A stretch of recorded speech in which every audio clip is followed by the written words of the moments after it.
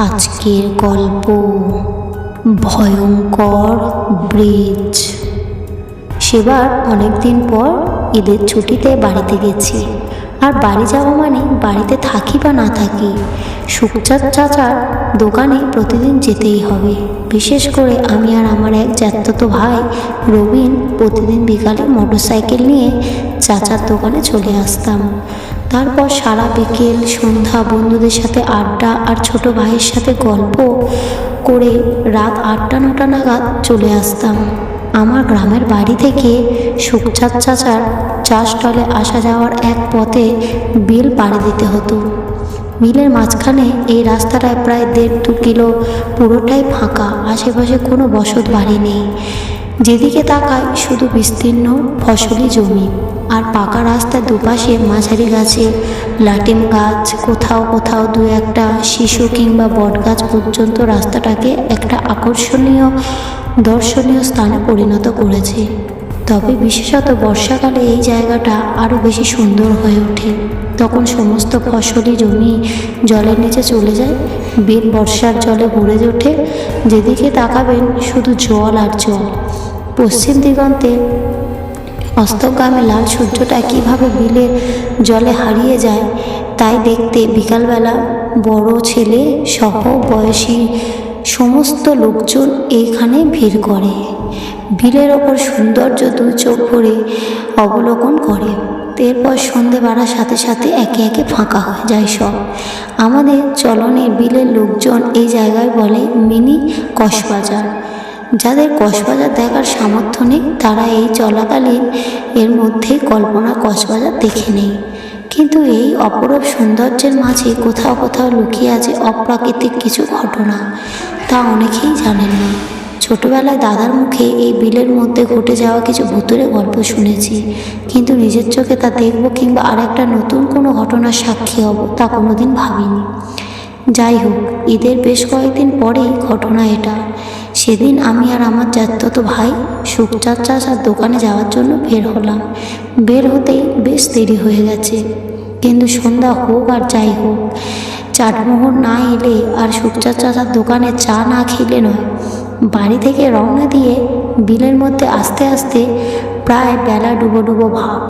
একেবারেই ভর সন্ধ্যাবেলা হলো। হালকা শীত শীত লাগছে। তার মধ্যে দুই ভাই মোটরসাইকেল চালিয়ে আসছে। গাড়ির গতিবেগ 40-50 কিমি ঘন্টায়। হঠাৎ ধানকুনিয়া পার হয়ে যে একটা গোরস্থান আছে, সেই গোরস্থানের কাছে আসতেই তীব্র গরম এক বাতাসের হলকা এসে লাগলো। আমি আর রবিন দুজনেই খুব ভালোভাবে অনুভব করলাম। রবিন আমাকে বলল, চাচাতো ভাই, গাড়ির স্পিড আরেকটু কমা। আমি ওর কথায় তাৎপর্য বুঝতে পারলাম না। সঙ্গে সঙ্গে হালকা ব্রেক করে বিলের প্রথম মোড়টা পার হলাম। ততক্ষণে সন্ধ্যা নেমে এসেছে। আমি রবিনকে বললাম, কী রে, হঠাৎ এই গরম বাতাস কই থেকে আসলো? ও আমতা আমতা করে কিছু বলল না। প্রথমে ব্রিজটার কাছে এসে গাড়ি দাঁড় করালাম। শরীরটা যেন কেমন ভার ভার লাগছে, হাত পা ঠিক উঠতে উঠতে যাচ্ছে না। আমি রবিনকে বললাম, তোর কাছে সিগারেট আছে? ও কোনো কথা না বলে একটা সিগারেট এগিয়ে দিল। দুজন পাশাপাশি দাঁড়িয়ে সিগারেট খাচ্ছি। হঠাৎ রবিন বলল, গাড়ির হেডলাইটটা জ্বালিয়ে দে, আমি নিচে নেমে প্রস্রাব করে আসি। মুখে সিগারেট লাগিয়েই ও নিচে নেমে গেল প্রকৃতির ডাকে। তখন আমি ব্রিজের সাইডে একা দাঁড়িয়ে। মনের মধ্যে হালকা ভয় কাজ করছে, কিন্তু ঠিক পাত্তা দিচ্ছি না, বরং সিগারেট জোরে জোরে 2 টান দিয়ে ফেলে দিলাম। ততক্ষণে রবিন ওর কাজ সেরে উপরে উঠে এসেছে। ওর মুখে এখনও সিগারেট। গাড়িতে উঠে বসতে আমি গাড়ি স্টার্ট দিয়ে সামনে এগোতে শুরু করলাম। গাড়ির হেডলাইটের তীব্র আলোয় পোকাগুলো সাঁত সাঁত করে চোখ মুখে এসে লাগছে। কিন্তু একটু দূরে যেতেই গাড়ির হেডলাইটটা হঠাৎ ডাউন হয়ে গেল, কিন্তু ইঞ্জিন যথারীতি চলছে। আর একটু সামনেই বড় ব্রিজটা, সামান্য উঁচু, কিন্তু আমার গাড়িটা কিছুতেই যেন উপরে উঠছে না। মনে হচ্ছে কেউ একজন পেছন থেকে টেনে ধরে আছে।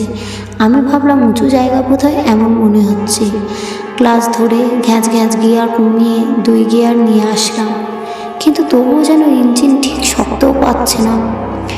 আমার ডান হাতে পিকআপ ফুল টানা, সাইলেন্সার পেছনের দিকে সাদা ধোঁয়া বের হচ্ছে, কিন্তু গাড়ি যেন কিছুতেই চায় না, এগোতেই চায় না। অনেক কষ্টে গাড়ি থেকে একটা বড় ব্রিজের উপরে থেমে গেল। আর ঠিক সঙ্গে সঙ্গে আমরা সেই গরম বাতাস অনুভব করলাম, যেন এখানেই আমাদের দুজনের গাড়ি সমেত ব্রিজ থেকে নিচে ফেলে দেবে। হার্টবিট প্রচণ্ড বেড়ে গেছে। সামনে পিছনে তাকিয়ে কোনো মানুষজনের চিহ্ন দেখতে পেলাম না। রোহনের মুখের দিকে তাকিয়ে ওর পাংশুটে মুখ দেখে আমি আরও ঘাবড়ে গেলাম। কি করি আর কি করব ঠিক বুঝে উঠতে পারছি না। চারিদিকে গরম বাতাস হচ্ছে, এ যেন সময়ে কালবৈশাখী ঝড় হচ্ছে বিলের মধ্যে। আমি তো হেডলাইটে আশা ছেড়েই দিয়েছিলাম, কিন্তু ইঞ্জিন বন্ধ হওয়ার কারণ খুঁজলাম।